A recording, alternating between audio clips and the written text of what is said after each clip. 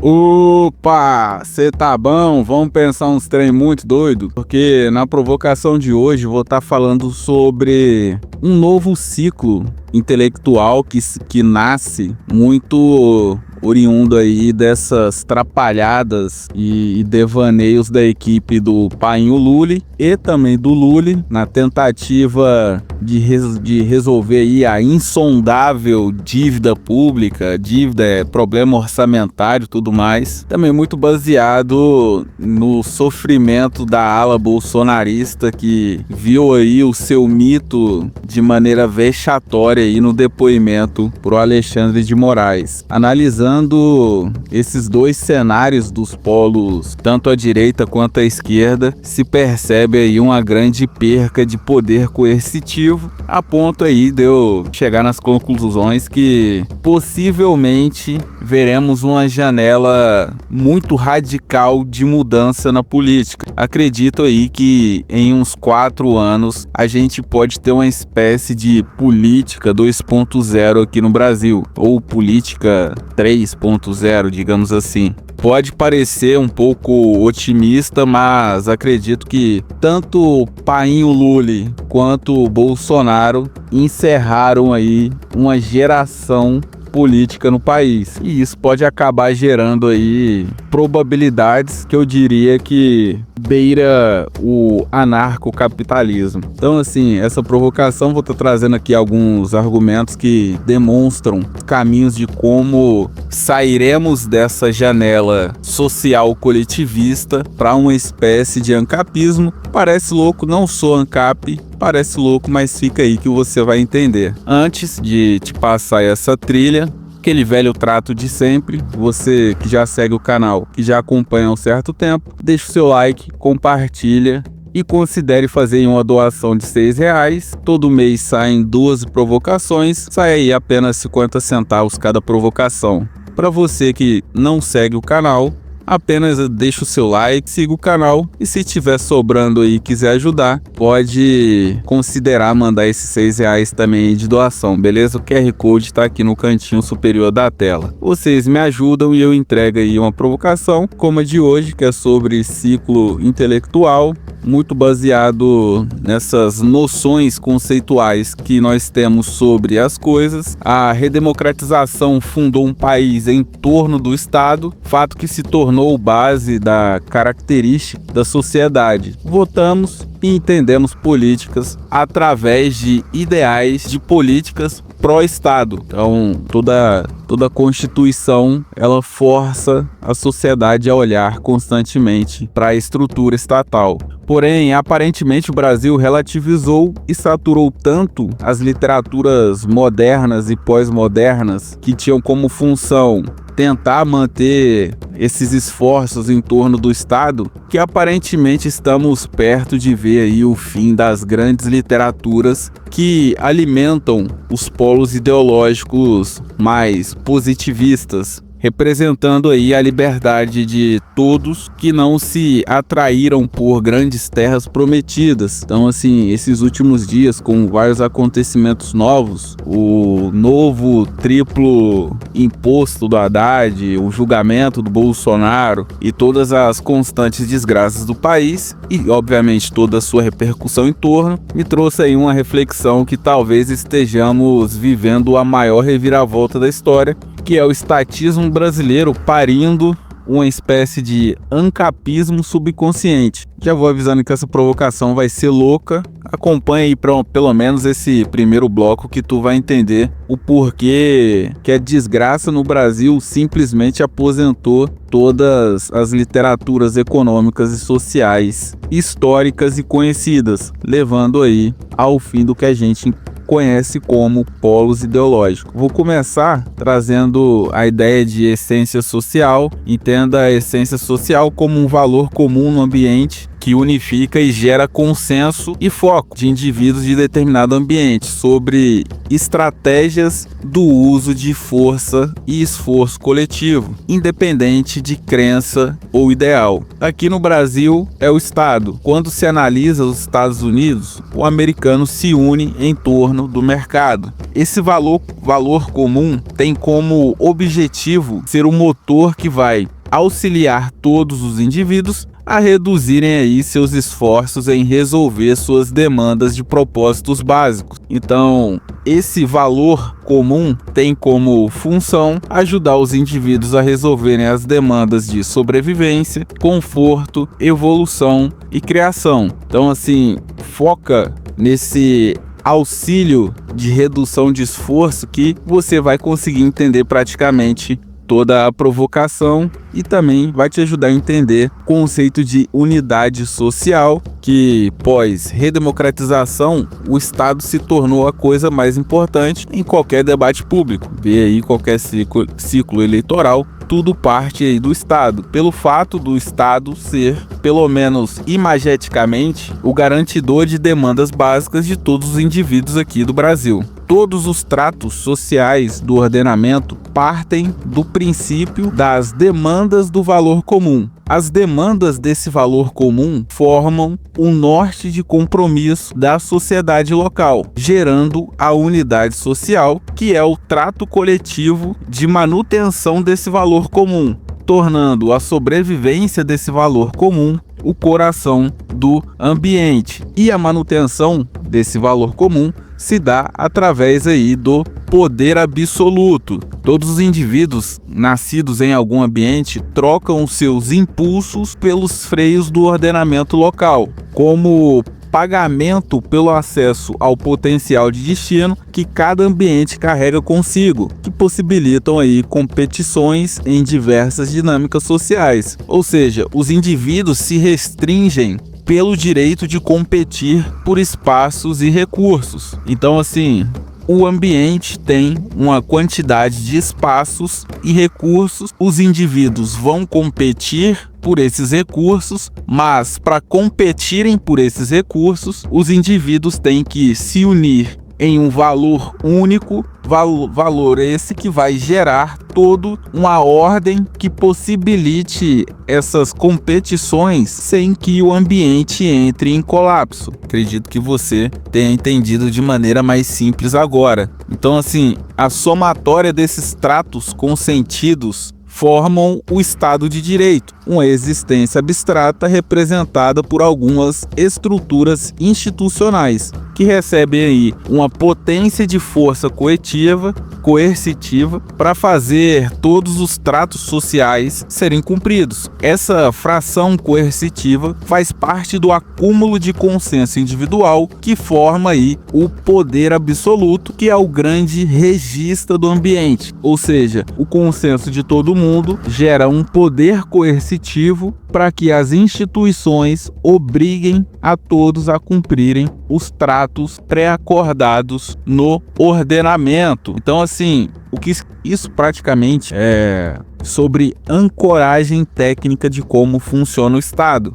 E, ao meu ver, é aí que mora a essência da reviravolta, digamos assim, política no país. O Estado é abstrato, porém quem executa os tratos sociais são reais. E em meio a uma crise generalizada, os poderes dessas instituições estão submetidos a um leque de performances ideológicas que estão usando os espaços dessas instituições e a segurança da estabilidade estatal para usarem força coercitiva contra tudo, contra todos. E o que se percebe é que, mesmo forçando essa ancoragem ideológica, não conseguimos ver aí nenhuma teoria conseguir ficar de pé nessa loucura que é a democracia aqui no Brasil. Estamos vendo o colapso do uso de literaturas socioeconômicas na manutenção desse valor comum. Para fazer a manutenção, vários agentes criaram teorias de como fazer isso de maneira mais eficaz,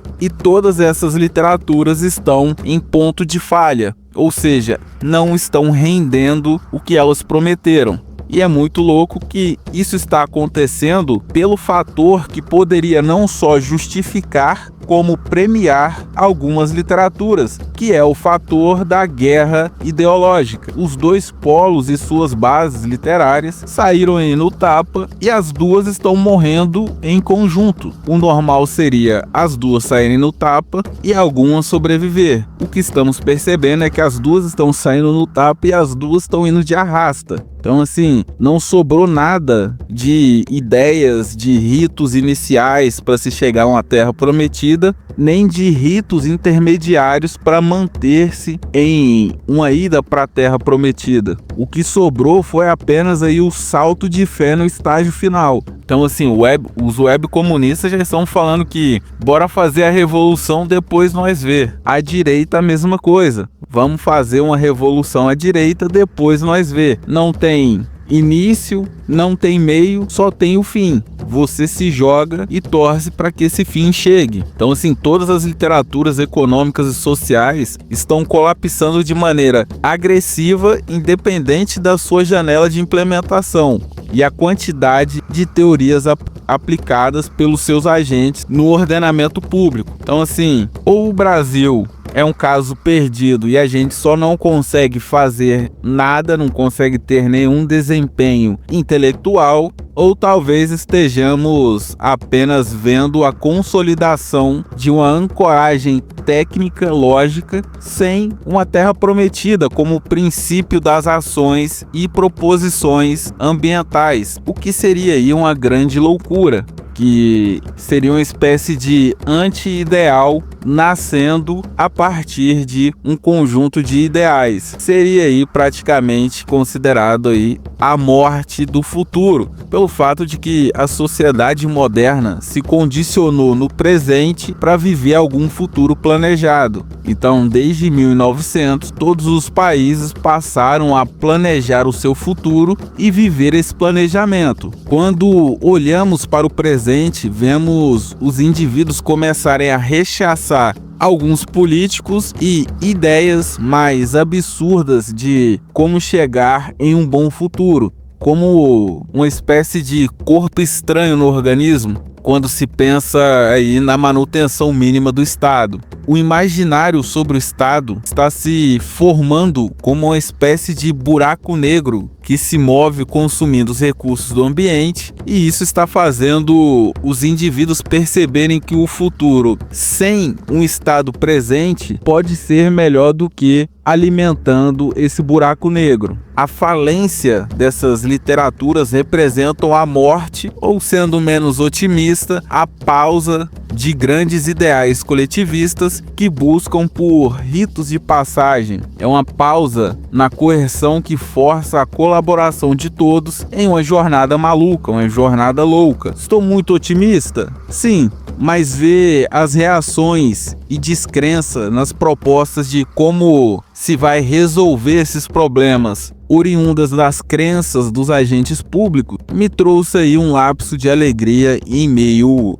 a esse umbral chamado Brasil, pois podemos entrar em uma espécie de zona neutra onde o Estado deixa de ter um propósito universal e o propósito individual, talvez aí pela primeira vez na história do Brasil, seja o valor comum no ambiente. Então, assim, analisando um cenário futuro, acredito que estaremos numa espécie de limbo ideal. Parece um sonho? Sim, mas olhando para a crise de 2028, que possivelmente vai acontecer em 2028, temos aí um cenário animador, mesmo que seja depois de uma destruição, pois temos aí dois prováveis cenários que talvez possam ser interessantes. Um é o cenário onde colapsa tudo e seremos livres, pelo menos em uma janela oportuna, de bancar as regalias do Estado pelo fator da inanição. O Estado não vai ter de onde retirar recursos e ele vai definhar. E o segundo cenário,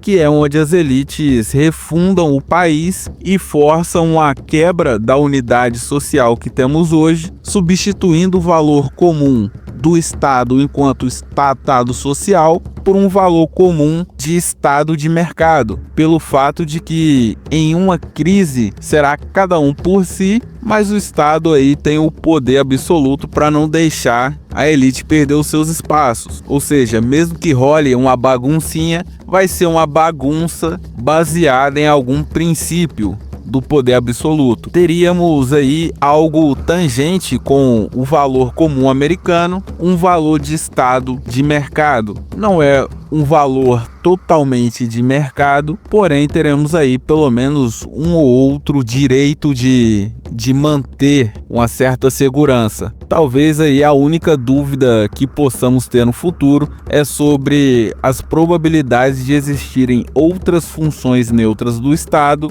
além de um garantidor de acúmulo, gerando aí todo o terror dos web comunistas, que é a ideia do Estado de garantia. O pós-guerra nos brindou com vários autores anti-atrito social que inundaram as mentes dos agentes públicos com argumentos pró-arranjo social sintético que os ajudaram a vender aí uma esperança vazia, mantendo a massa em uma espécie de transe, esperando um milagre de grandes saltos de fé oriundo de ideais políticos. O que ninguém esperava é que a relativização agressiva de grupos progressistas retiraram aí o valor de praticamente tudo. Relativizaram a família, a religião, a cultura e diria até mesmo que a democracia, fazendo com que os indivíduos neomodernos não queiram se prender a praticamente nada, renegando até mesmo aí a frágil literatura social coletivista oriunda do progressismo. A única coisa que prende os indivíduos neomodernos é a função da produção. A liberdade de não se guiar pela estética do ambiente, criada e impulsionada por alas progressistas, se tornou uma espécie de liberdade total. Os indivíduos libertos estão tentando agora usar o poder absoluto do Estado não para se libertar de algo, mas apenas para garantir a segurança de acúmulo através aí do intermédio do Estado. O futuro do Estado, ao meu ver, será de um bom guarda patrimonial. E você deve estar se perguntando, beleza, então a gente vai virar ANCAP com isso? Não, nesse segundo bloco eu vou te trazer o que possivelmente será uma transição ANCAP. Repetindo, não sou ANCAP, só que as probabilidades me lembram muito o sonho molhado de um ANCAP. Vou partir da ideia de zona neutra, pois em um futuro em que essa possível zona neutra, esse limbo ideal esteja em vigor, ela tende aí a quebrar todo grupo que queira forçar um norte de ação do Estado, pois ideais coletivos geralmente exigem a extração coercitiva e possivelmente aí a formação da unidade social do Estado será uma unidade em prol de mercado e não em prol do próprio Estado. Então, assim, analisando um provável norte ideal, será aí um ideal para que se tenha uma transição até esse mundo ancapistão, seria aí uma espécie de ideal pró-evolução de categorias de mercado. Acúmulo garantido é um sonho? Talvez, mas creio que em uma transição onde se reduza o atraso em relação às vanguardas globais, mesmo em um cenário de terra arrasada, seria possível almejar alguns saltos produtivos e sociais. Então, assim, eu estou partindo, esse segundo bloco, ele parte de um 2028, terra arrasada, onde se projeta aí tanto as inclinações atuais da elite, como os possíveis anseios de uma sociedade que não queira carregar o peso social. Então, assim, acredito que possivelmente as elites só vão aumentar aí a evolução de categoria, até mesmo visando a sua própria arrecadação. Então, assim, possivelmente veremos aí o ordenamento estatal investindo em riscos, pois os indivíduos se restringem na busca por conquistas e facilidades de resolução de suas demandas, competindo aí por espaços econômicos e sociais. Um Estado sem foco estratégico gasta pouco, mantendo os recursos que seriam extraídos e usados no seu próprio propósito livres e atuantes no ambiente, permitindo os indivíduos não só a competirem, como também se arriscarem a criar e manter uma estrutura que tenha mais de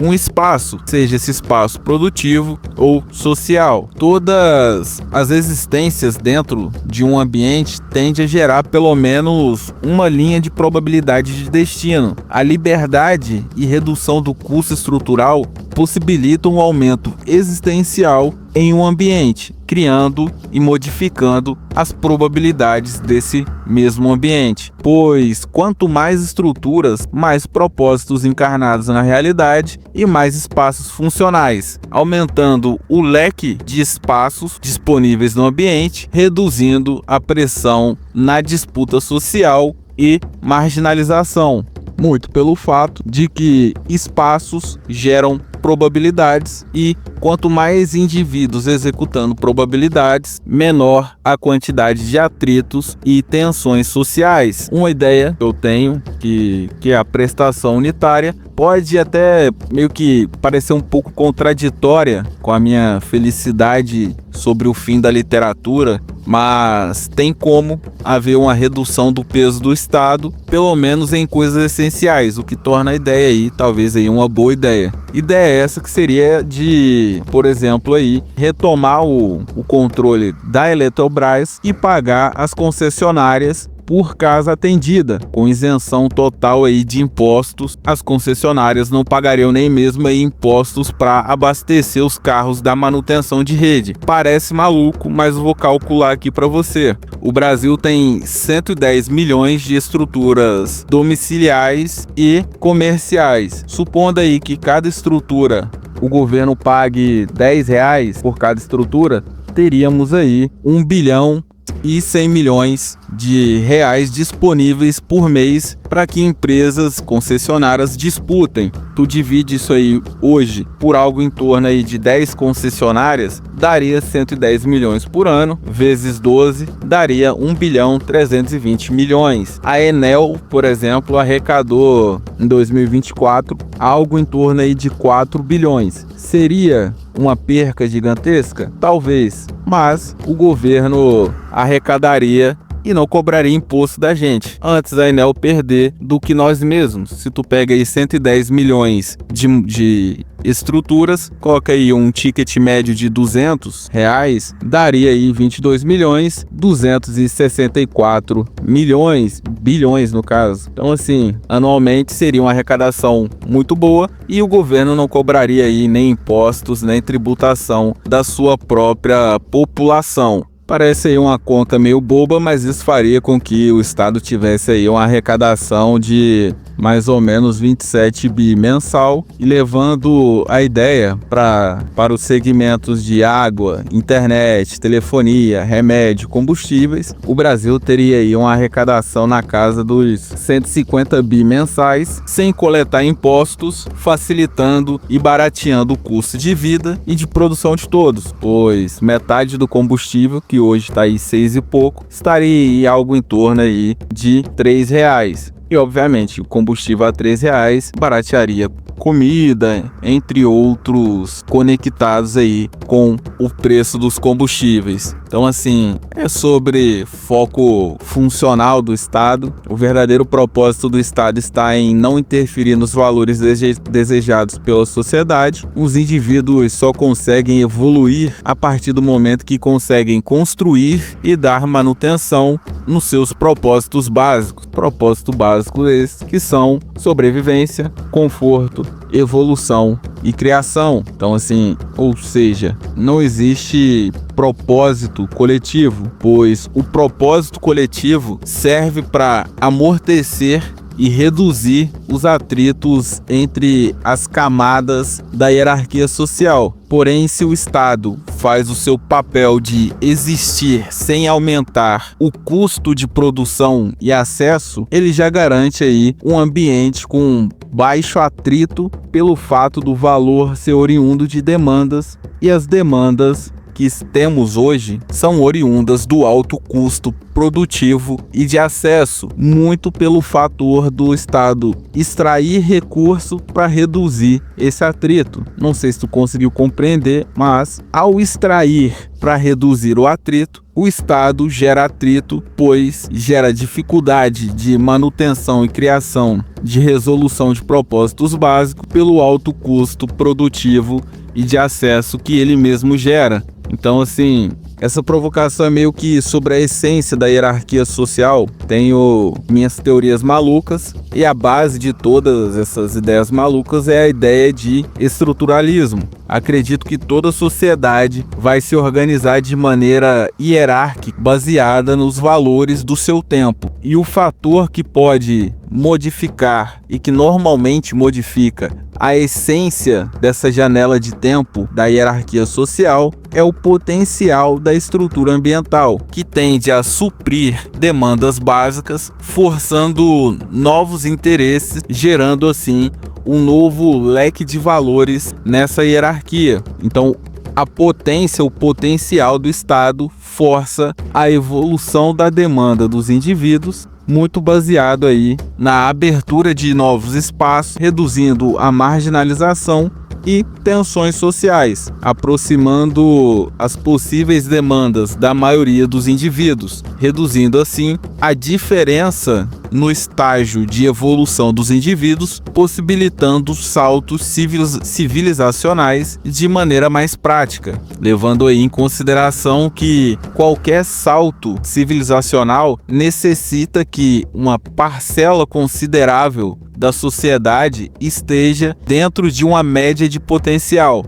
Então, se você amplia os espaços e potencializa a sua estrutura, tu coloca mais pessoas em uma média, possibilitando assim que essas pessoas gerem um salto que vai beneficiar todo o ambiente. Então, assim, o destino do Estado está praticamente selado, muito baseado na ideia de 2028, restando agora só esperar o tombo. Ao analisarmos que os agentes públicos estão tranquilos, sem se importar com a possibilidade de quebra, me passa a impressão que não vai haver nenhum esforço para segurar essa bucha aí chamada Estado, o que me faz lembrar aí da ideia de tribunal do tempo, que é quando o tempo comprova as burrices das pessoas, tanto erros como acertos. Então, assim, tomar tanta porrada está servindo para alguma coisa, no fim das contas. O tempo vem derrubando